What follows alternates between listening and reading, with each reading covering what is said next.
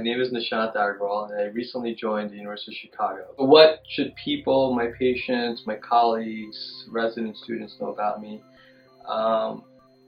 Basically that I devoted to my patients and to my family and to my friends, and really nothing else matters to me. From a very early age, I've been wanting to deal with cancer. During my clinical rotations, I loved otolaryngology. I thought it was great. I had great mentors during my rotation, and was really, really excited about the delicate surgery, the anatomy.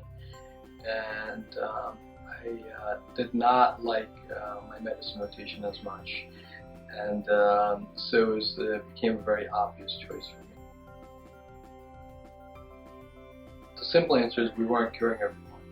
So what we were doing had limitations, whether it was surgery, radiation, chemotherapy, or whatever combination. We still had patients who unfortunately passed away from head and neck cancer.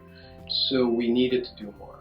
One approach for me was to sort of look at the genetics of head and neck cancer, to try to determine what actually causes this cancer to progress.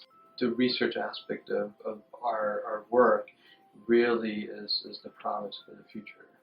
We see this, it's very real for us. It's not a textbook thing, it's not intellectual. We see patients who are suffering and going through this. And every day you see that there's a greater, bigger need to do better, to do more.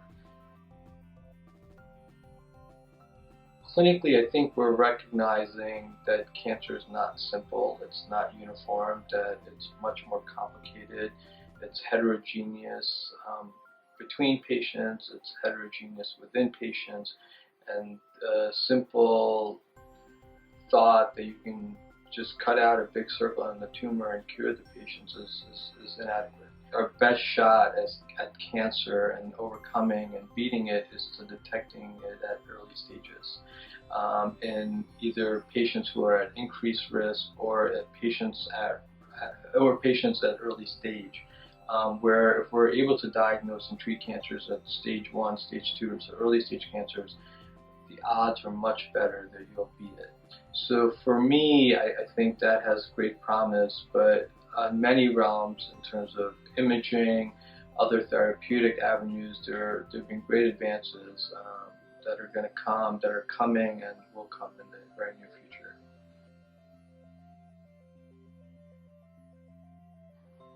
Why we appreciate what patients do, their courage, their generosity, is it's the only way that we get better. This basically immortalizes their contribution to medical science, and they become part of history, and they enable us to also make history by coming to an academic center like the University of Chicago.